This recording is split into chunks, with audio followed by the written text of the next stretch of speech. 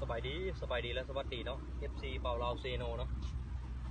มื่อนี้เขาสิพาพี่น้องมาไปตัดหญ้าเลยพี่น้องมีได้ตอนนี้เขามาเตรียมเครื่องจักรเครื่องอย่างเรียบร้อยเนาะ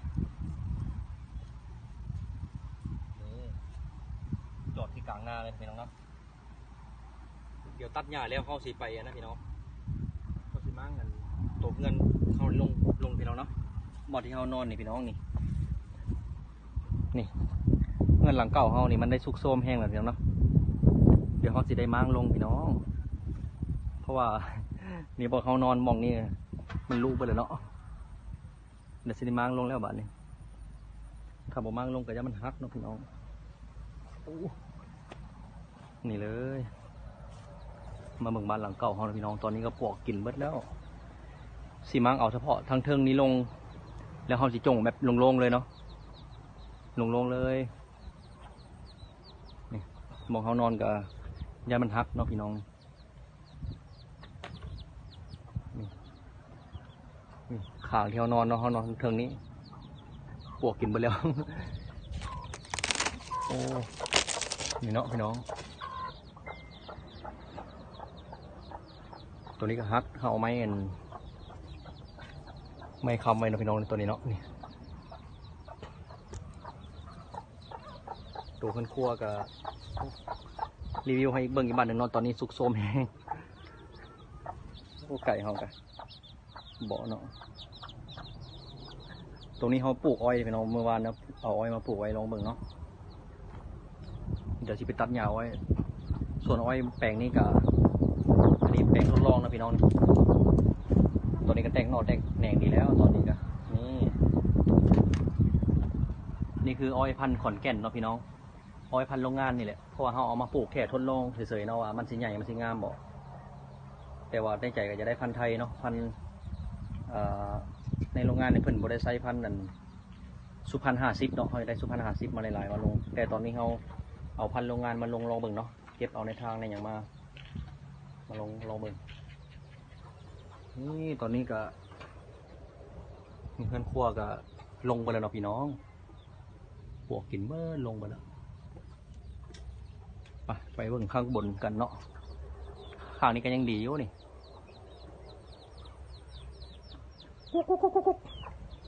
ไก่กาเขากันเหลือเฉพาะอันไก่ล้านเนาะไก่ล้านไก่ตีเนาะเจ้าโซนเท่โซนก็ได้ลูกเนาะพี่น้องนี่ทั้งโซนทั้งอัน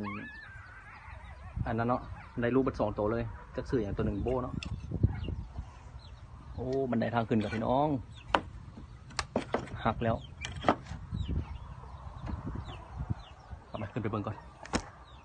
ยังนอนได้อยู่บ่อ๋อนี่รองเท้าเขาสั่งมาพี่น้องเขาสั่งลุยป่าโดยเฉพาะเนาะนี่เป็นเย็บให้อย่างดีแล้วเนาะสั่งไว้ลุยป่าเนาะไปบ้านในพานเนาะส่วนทันครัวพี่น้องนี่ย่างไปบ่ได้ทางนะเดี๋ยวมันสิฮักบึ่มลงเนาะขี้ดิน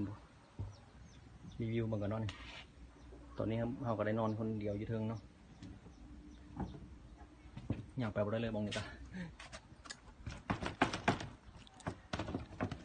รีวิวแต่ไปถ่ายแต่คนอื่นเนาะบ้านเรายังไม่ได้ถ่ายเบิ่งเลยข้างในนี่เข้าบ่ได้เลยเนาะเดี๋ยวสิลุลงนี่เลยนี่ก็ฮักพี่น้องโอ้ขานี่ก็ฮักถ่ายให้เบิ่งก่อนเพราะว่าเขาจะได้มั่งลงเนาะมั่งลงในจงเฉพาะอันตัวหลังคาไว้เนาะถ้ามีเวลาเขาสิได้ปรับปรุงเอาไม้มาใส่พอได้อยู่ได้อย่างก่อนนะพี่น้องนี่เขาก็นอนมองนี้เนาะพี่น้องบอลเสียวๆนะอย่างไปนี่กันนี่มองนี้ก็ฮักเนาะนี่มองนอนทางก่อนพี่น้องหกในจังหน่อยเนาะนี่พวกกินเมื่อจะพอไม่หวาพันยานเวลาลมฝนมาเป็นยานมันฮักเนาะนี่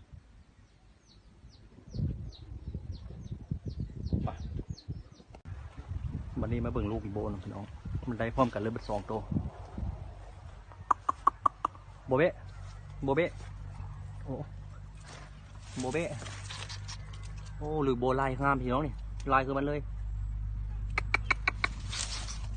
นะหลุยโบลายคือกันก็แม่มันเลยเดี๋ยวเอา พันมันไว้เนาะพี่น้องนี่ลายข้างในพอคือเห็นเนาะคือตัวเห็นเลยนี่ตัวม่วงเขากันใหญ่เลยพี่น้องนี่หมดที่เขาต่อง่าไว้นี่ก็ใหญ่ติดเบิดเลยเนาะนี่คือรอยต่อนะพี่น้องนี่รอยต่อติดไปแล้วปีหน้าจะได้เป็นมากแล้วปีหน้านี่ตัวเขาต่อง่าไว้เนาะหลายสายพันธุ์เนาะตอนที่เขาต่อให้มึงคือจะได้เห็นในคลิปสอซุกนะพี่น้องนี่เราเสียบย้อนเนาะตัวนี้ก็ติดขักตัวนี้ก็ติดขักตัวนั้นก็ติดขักอันนั้นเป็นม่วงไข่เนาะเจ้าม่วงยังไงเอามาต่อใส่ลายง่ายอยู่บางงานก็ตายนะพี่น้องนี่บ้านเขาก็จงไว้เฉพาะแต่หลังคาเนาะบัดนี้เนาะป่ะเดี๋ยวเขาจะไปลุยตัดหญ้านะพูดเลยพี่น้องผมตัดหญ้าอ้อยเนาะจะพาไปเบิ่งอ้อยพันธุ์ขอนแก่นเนาะขอนแก่น3เนาะเขาเอามาทดลองปลูกเนาะเอาอยู่สวนกระเจ้าที่กระเจ้าป่าล่างแล้วเขาไปขอนะกระเจ้ามาเนาะขอซื้อกระเจ้ามาแล้วเขาลงปลูกลองเบิ่งเนาะพี่น้องไปเบิ่งเลยนี่เนาะพี่น้องตอนนี้ก็คันซ่าเขาหกด้วยหญ้าเนาะแล้วก็มีหญ้านี่เปียนะพี่น้องหญ้านี่เปียที่แม่ว่าเพิ่นปลูกไว้เนาะงามพี่น้องงามกว่าอ้อยอีกเนาะนี่ตอนนี้บ่อเขากับน้ำเต็มฝั่งเนาะเพราะว่าตอนนี้เขาจะเพิ่มระดับน้ำก็ได้พี่น้องเพราะว่าเสียบท่อให้เพียงระดับน้ำตรงนี้เนาะถ้าจะได้ระดับน้ำมันเพียงขอบสระก็ได้เนาะเพราะยังไม่ได้ใส่ไปเบิ่งอ้อยกันเลยบ้านนี้ตัวนี้ก็เป็นอ้อยพันธุ์ขอนแก่นเนาะพี่น้องเนาะเป็นพันธุ์เดียวกับโรงงานที่เพิ่นปลูกเนาะเพิ่นมีลิขสิทธิ์เนาะอันนี้เขาแค่มาทดลองเบิ่งว่ามันสีงามมันได้ก่อดีเพราะเขาลองปลูกบริเวณนี้เต็มเลยเนาะแมนมาเลยอ้อยแต่ตัวที่เขาปลูกทดลองครั้งแรกนะมันสูงใหญ่แล้วพี่น้องเนาะปลูกบ่หลายเพิ่นสิบ่ว่าอย่างดอกเนาะถ้าว่าปลูกเต็มนี่น่าจะผิดลิขสิทธิ์ของเพิ่นเนาะไปเบิ่งกันเลยบ้านนี้นี่บ่อปลาเขาก็น้ำเต็มเนาะจุดที่เขาปล่อยน้ำอยู่จุดนั้นนะพี่น้องเอาระดับน้ำไว้เพียงนั้นเนาะเขาเอากบมาใส่คันซ่าคือขักพี่น้องนี่คันซ่าที่เขาจงไว้อนาคตเนาะเขาจะเอาแยงหมดคันซ่าแล้วเขาจะเอากบลงปล่อยลงอยู่ในคันซ่าเนาะอยู่ในผักบุ้งเนาะพี่น้องเนี่ย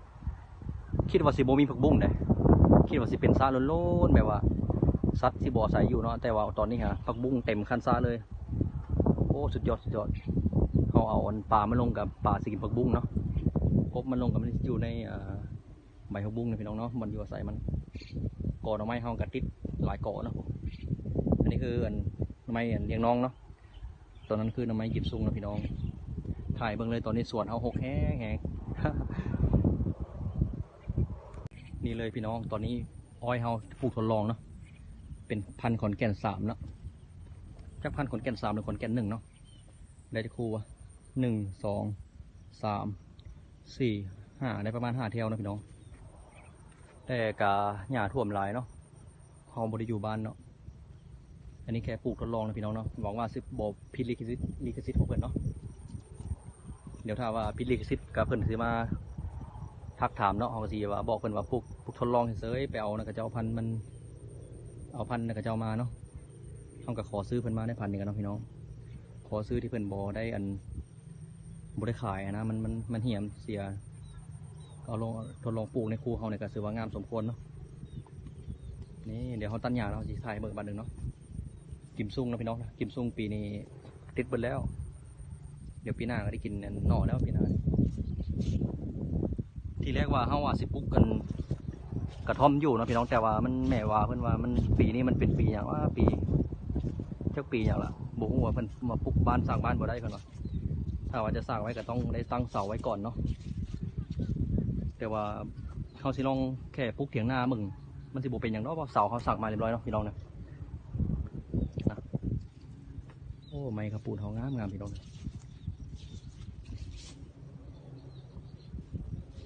พื้นที่เขาว่าสิปลูกกันกระท่อมเนาะหรือว่าบอนอยู่เขาและบอนนอนเขาแหละไม่ว่าเพิ่นว่าปลูกบ่ได้ถ้าว่าเป็นเฮือนซานเนาะถ้าว่าปลูกเถียงหน้าน่าจะได้เนาะเสาเขาสั่งมาเรียบร้อยแต่ตัวนี้เพิ่นนั้นรุดสวนอ้อยหลายพี่น้องเข้าไปขอซื้อไม้เสาเพิ่นไว้เนาะซื้อไว้แล้วเนาะในราคา 1,000 บาทเนาะแต่ยังไม่ได้เอามาเนาะมีแต่เสางามๆใหญ่ๆเลยเสาหน้าละ30เนาะหน้าละ30เดี๋ยวเขาจะไปถ่ายเบิ่งเนาะมืออื่นมือฮือเขาก็สิลงไปตัดเสาละที่แรกว่าสิตัดเสามาปุ๊บ มองนั้นเนาะมันไกลกับเพื่อนเนาะเพื่อนหลังเก่าเขาเดี๋ยวรอเบิ่งเนาะเป็นเขาเสร็จแบบไหนเนาะพี่น้องไปมาเบิ่งต้นกล้วยก่อนบ้านนี้โอ้ต้นกล้วยขยะท่วมหมดพี่น้องนี่อันนี้คือกล้วยกล้วยหอมทองนะพี่น้องหอมทองยาวๆเนาะบางใหญ่พาอย่างไปเบิ่งกันมันสับปะหลังก่อนมันสับปะหลังที่ปลูกทดลองเนี่ยก็งามพอสมควรนะพี่น้องโอ้กิมซุงเนี่ยติดงามดีเลยแดงๆแล้วปลูกง่ายเนาะพี่น้องหน่อไม้กิมซุงเนาะแต่หน่อไม้เลี้ยงน้องมีบางหน่อตายเนาะบางหน่อตายบางหน่อก็คืนแต่กิมซุงนี่คืนบัดทุกหน่อเลยโอ้นี่พี่น้องนี่คือพันธุ์ขอนแก่นเนาะนี่ก็หน่อยใหญ่เลยแต่เสียแต่หญ้าหลายนั่นหนึ่งเนาะเดี๋ยวเขาจะตัดหญ้าออกแล้วสิถ่ายเบิ่งบ้านหนึ่งเนาะพี่น้องพอสิได้เที่ยวอยู่บ่นี่ปลูกทดลองเด้อบ่ได้ปลูกครับปลูกขายอย่างเราปลูกทดลองเบิ่งเนาะว่าดินเฮามันสีสามารถปลูกอ้อยได้บ่แถวนี้เนาะแต่ก็ทดลองเบิ่งกับซ้ำท่าว่าซ้ำนี้เนี่ยเพิ่นว่างามเด้เฮาปลูกล่าหลังละปลูกตอนไหนเนาะนี่ปลูกกันก่อนสงกรานต์บ่หลังสงกรานต์นะตัวนี้เนาะนี่แหละแตงโมกับเบิดนะพี่น้องจนห้วยมาเลยแตงโมเขากะคันแตงโมเขากันอย่างบอกว่าเขาคิดในใจว่าเขาสีลงอ้อยพันสุพรรณ50เบิดเลยเนาะแต่ว่าเขาบ่มีพันอ้อยสุพรรณ50เนาะพี่น้องมีแต่อยู่ฝั่งไทยเนาะพันสุพรรณ50เนาะเดี๋ยวไปเหตุงานก่อสร้างก็จะไปสั่งพันสุพรรณ50มาเนาะสีลงเต็มเบิดบริเวณนี้เนาะเขาไทยไว้แล้วตัวนั้นเนาะอันส่วนหน้าไม่ว่าเพิ่นก็เฮ็ดเขียนนั้นเนาะตัวนี้เขาสิปลูกอ้อยนะขอคนปลูกอ้อยก่อนเนาะนี่มาเบิ่งมันสับปะหลังพี่น้องแค่ทดลองนี่มันก็งามเลยถ้าปลูกในคู่นี่มันงามพี่น้องนี่ถ้าว่าเสียหญ้าได้นี่มันเขาสิคือสิได้ดีอยู่นี่จื่อได้บ่ที่สาวซุกพามาปลูกเนาะนี่ถ้าปลูกเต็มบริเวณนี่ก็สิได้เงินหลายร้อยอยู่ได้เนาะพี่น้องนี่โอ้งามนี่ลำมันเขากันเนาะแค่ทดลองปลูกเนาะถ้าไหนที่ว่ามันงามเขากับสีมาดัดทีหลังปลูกใหม่เนาะพี่น้องนี่คือมันสำปะหลังเราปลูกเป็นแถวไปเลยแต่อ้อยสุพรรณ50โบเปลี่ยนด้วยพี่น้องเนาะเพิ่นตัดมาขอสั้นพวกอะไรก็มันแก่เนาะมันโบขึ้นเนาะเขาทดลองปลูกมันหันโบขึ้นแต่ว่าพันธุ์ขอนแก่นที่เขาไปเอามาด้วยตัวเองนี่ปลูกขึ้นงามเดี๋ยวอันนี้มันสับปะหลังเนาะโอ้คิดถ้าว่าเขาปลูกเต็มนี่เลยเนี่ยคือสิในก้นอยู่นี่แค่เอามาทดลองเนาะไปเอาในมือมาแค่แบกเดียวเองตอนนั้นเอามาเนาะนี่ตัวนี้ก็ใหญ่แบบประมาณเมตรกว่านะพี่น้องว่าสิลงสุพรรณ50ไปเลยเนาะแต่ว่าสิมีพันลงอยู่บ่เนาะเดี๋ยวเขาสิข้ามไปเบิ่งที่ฝั่งไทยแล้วพี่น้องไปขอซื้อพันเพิ่นมาเนาะซื้อมาเป็นกระสอบแล้วเขาติขยายแบบปลูกเป็นหลุมไว้ก่อนแล้วก็เวลามันใหญ่เขาสิขยายลงเท่านั้นแหละมันอาจจะเต็มเองเนาะพี่น้องปะลุยตัดหญ้าเลย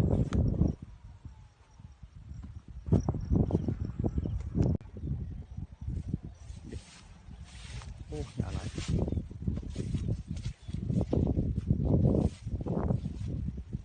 โอ้ถือว่างามอยู่ได้พี่น้องอ้อยเขากันขึ้นงามอยู่เนาะกล้องนี่คือกล้องแจ้งในพี่น้องกล้องตัวนี้เขาเอาiPhone เครื่องเก่าที่8-9 ปีที่แล้วเรามาถ่ายเนาะiPhone 6เนาะลองมาถ่ายเบิ่งก็แจ้งดีอยู่ได้กล้องเก่าเนาะเดี๋ยวนี่ความคิดของเขาว่าสิปลูกแต่ละคู่นี่เขาสิปลูกเป็นมักม่วงมักขามมักมีเนาะแต่ละชนิดเนาะคู่เขาเนี่ยเนาะเขาเห็นไว้แล้วก็ปลูกมักพริกมักยังมะเขือแตงโมนะใส่คันมันนี่ตอนนี้เขาก็ได้เอามะม่วงมากาไว้พี่น้องนี่กาเห็ดเหมือนเป็นคู่ไผ่คู่มันเนาะมะม่วงมะขาม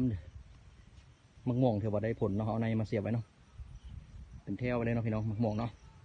เดี๋ยวเขาสีต่อยอดต่องามันเนาะพี่น้องนี่มะม่วงเขามาเสียบในไว้แล้วมันใหญ่ขึ้นมาเขากะสิได้มาต่อยอดมันเนาะนี่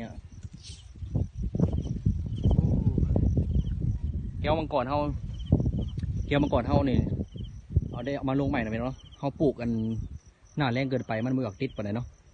มันตายแดดเนาะเดี๋ยวถ่ายมึงเนาะ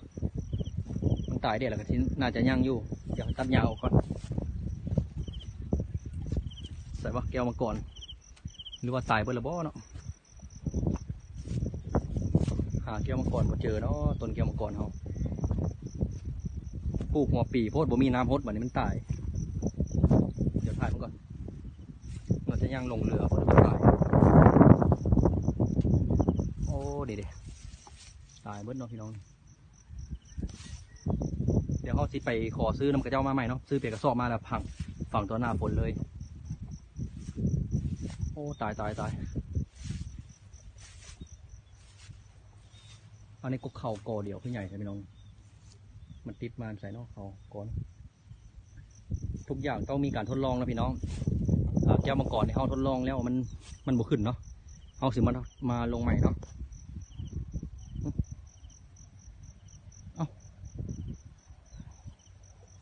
อันนี้เป็นเข้าให้แม่วาเนาะเพิ่นมาเสียบไว้เนาะเห็นดินวางเปล่าบ่ได้เนาะแม่วาเพิ่นมาเสียบไว้เนี่ยดำบ่พอเนาะเพิ่นมาเสียบไว้อีกเขา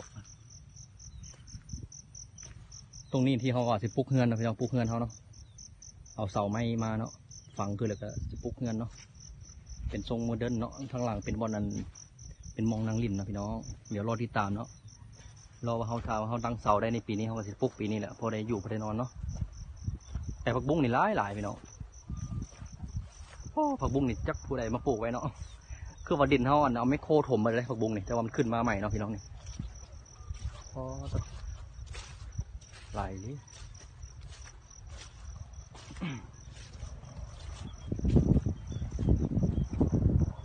เสาไม้แดงเขาเนาะเสาไม้แดงเสาไม้ทิกเนาะเตรียมพร้อมไว้แล้ว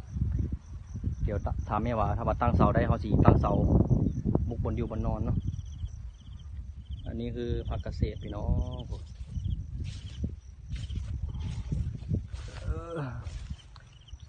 โอ้ขัดดีเขาเสียบท่อไว้พอดีเพียงคันซ่าเนาะน้ำกระบายลงไปพุ่นเนาะพี่น้องถ้าว่าเขาจะได้น้ำมัน4-5 เมตรเนี่ยเขากับเพิ่มได้เนาะเอาท่อมาซุบลงมองหันเนาะมันจะมีท่อเขียวๆอันนึงเนาะพี่น้องอยู่นะไปบัดนี้ลุยตัดหญ้าเลยบัดนี้ว่าลายก็บริตัดหญ้าซับ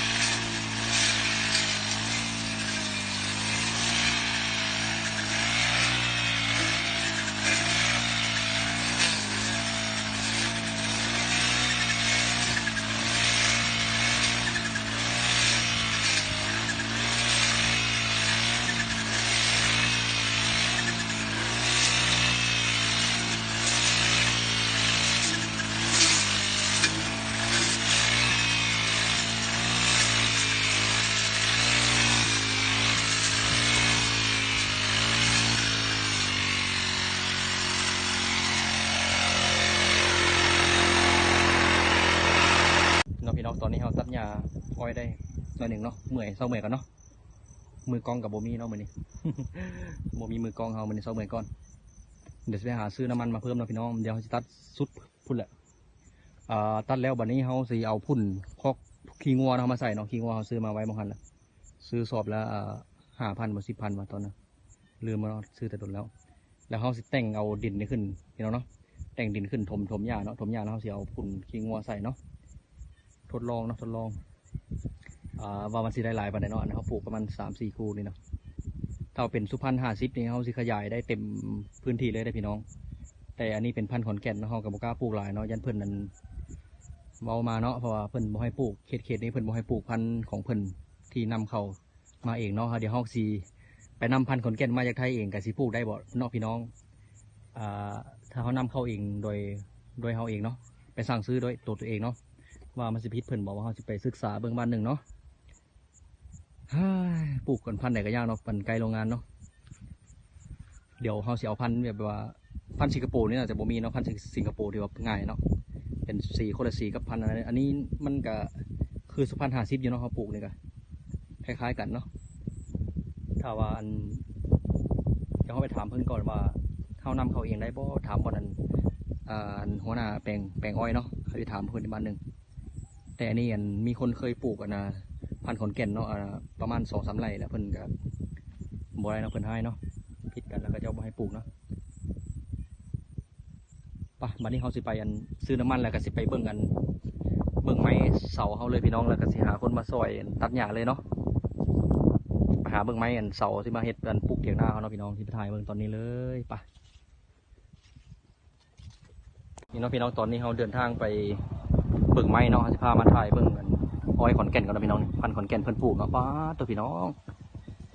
งามขนาดเลยผมอยู่เขตเบืองเซโนนี่ปลูกอ้อยเนาะมันมีโรงงานน้ำตาลมีแต่ป่าอ้อยพี่น้องตอนนี้เขาจะเดินทางไปเบิ่งไม้เขาเนาะเพิ่นโทรมาบอกว่ามื้อไหนเนาะสิลงมาเนาะเดี๋ยวจะไปเบิ่งก่อนจังหน่อยสิบ่ค่ำมืดบ่เนาะนี่พันขอนแก่นเนาะคล้ายๆกับพันธุ์สุพรรณ50เนาะพี่น้องอันนี้เพิ่นเอารถไถใหญ่ไถเนาะมันบ่มีหญ้าเลยไถควรหลายเทื่อเนาะป่ะเดี๋ยวจะเดินทางไปเบิ่งไม้แล้วก็สิไปหาเบิ่งเห็ดละโงกเลยพี่น้องเพิ่นว่าเห็ดละโงกออกเนาะสิไปส่องเบิ่งเลยน้ำบ่อนั้นเพิ่นดุดไม้เฮาออกมาเนาะพี่น้องตอนนี้เฮาก็มาแหวนเก็บผักโงกกันเนาะผักโงกที่ว่าเพิ่นปลูกเป็นป่าอ้อยเนาะอ้อยล้างเนาะเราจะมาเก็บออกก่อนเป็นส่วนของหมู่เฮาเองเนาะพี่น้องเพิ่นว่าเพิ่นมันบ่ใหญ่เพิ่นปลูกหลาเนาะเพิ่นว่าสิปล่อยงอเข้ามากินเฮาเลยมาเลาะเบิ่งเนาะก่อนสิไปเบิ่งไม้เฮาเนาะสิบโอ้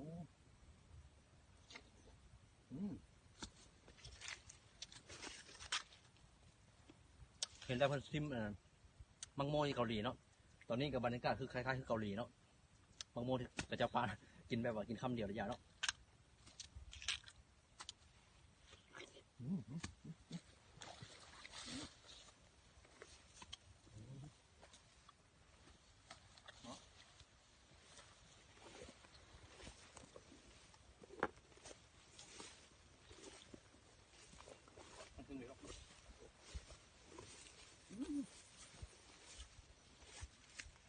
โอ้หนาวก็มีคนมากินเหมือนเนาะกระสอบเขาเลยลืมบอกเขามาหรอก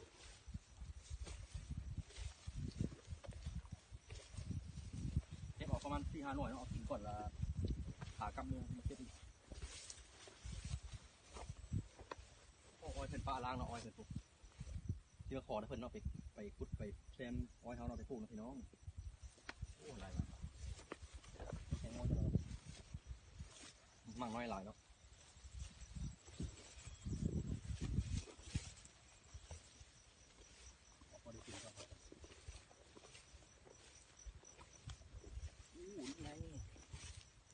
เขาจะเอามาฟันละมีคนมาฟันเนี่ยฟันโบแดงกระบอกเนาะนี่มากใหญ่ให้รุ่นบอกพี่น้องมากใหญ่จะกระเจ้าเก็บเบิร์ดเลยแต่กะที่ยังเหลืออยู่มันเป็นป่าหญ้าหลายเขาจะโบเห็นเนาะ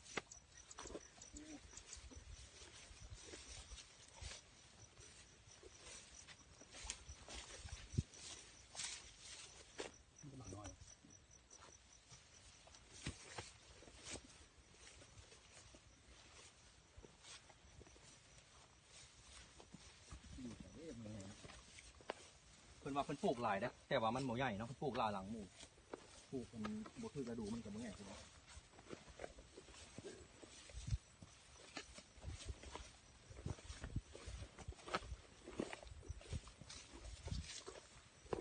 อันนี้คือพันธุ์อ้อยขอนแก่นหน่อยเนาะพันธุ์อ้อยขอนแก่นที่เขาปลูกทดลองเนาะแต่ที่ใหญ่อยู่แปลงนั้นเป็นแปลงตัวจริงเพิ่นเอาไปปลูกตัวนะแต่ตัวนี้แปลงนี้อันเพิ่นรอให้หญ้าขึ้นแล้วเพิ่นไถจะปลูกกันปีต่อไปเนาะพี่น้องแปลง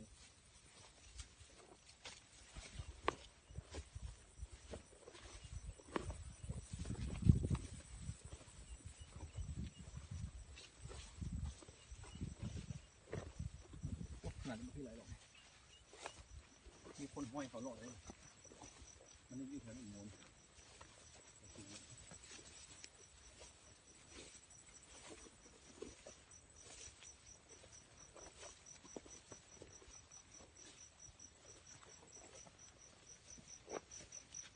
โอเคเนาะเดี๋ยวเขาจะไปนั่นก่อนบันไปเบิ่งไม้เขาก่อนยังมันขำเอาเลยก้นเลยสีแดงเด้อแตกเดี๋ยวพี่น้องในผู้ดีใส่บอลรถเนาะในชั้นนี้เนาะ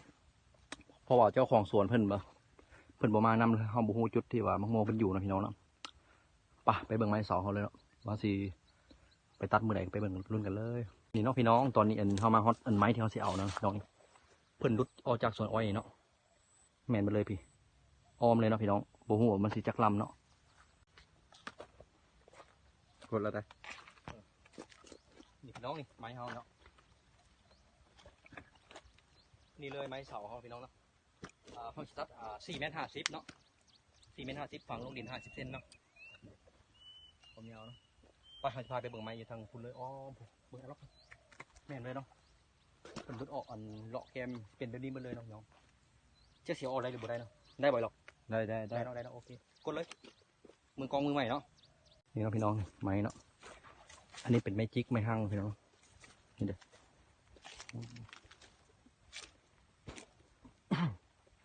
ตอนนั้นได้มาตัดรอบหนึ่งเนาะพี่น้องอันนั้นเดี๋ยวมาตัดตอนนั้นก็ได้เนาะอยู่เนาะเป็นเสาแบบนี้เนาะนี่เราจะเอาไปเฮ็ดเสาเทียงหน้าเอาไปเฮ็ดเฮือนกันเลยพี่น้องเนาะนี่ไม้4 เมตร 50ผู้ดีบ่เนาะพี่น้องเนาะผู้แม่นไปเลยผู้อันนี้เป็นไม้ของสวนต่างหากเนาะพาไปเบิ่งไม้ครับพี่แบตกระดิกเบิดพี่น้อง iPhone 6ตัวเก่าเนี่ยก็เสื่อมไม้หลายเห็นลักงวก็ได้พี่น้องป้าลำยาวนี่พี่น้องแม่นไปเลยปุ๊เขาขอแบ่งปันนะเพื่อนเนาะส่วนของพ่อโม่เขาเนาะในราคา600,000 กีบเนาะพี่น้องแต่ได้ไม้นี่ลำบักใหญ่หนึ่ง600,000 กีบราวๆประมาณ900 บาทพี่น้องเนาะเลือกเอาได้ประมาณรวมๆน่าจะได้ประมาณบ่ฮอด20 ลักเนาะ20 ต้นเนาะไหนได้10 กว่าต้นเนี่ยลองนับเบิ่งอยู่ฝั่งพุ่นก็มีเนาะโบราณปันใดนี่แม่นมาเลยท่านได้10 กว่าต้นก็ถือว่าเกือบพอเนาะถ้าไปเฮ็ดเฮือนเนาะพี่น้องอันตัวนี้เพิ่นสีเฮ็ดหัวอ้อยเพิ่นเนาะเนี่ยพี่น้องนี่ไม้เอาเสียออกยากบ่ที่เดินทางเมืองอันสมพัฒน์วิไลเฮาก็น่าจะ10 กิโลพี่น้องเนาะเดินทางความยาวของไม้นี่10 กว่าเมตร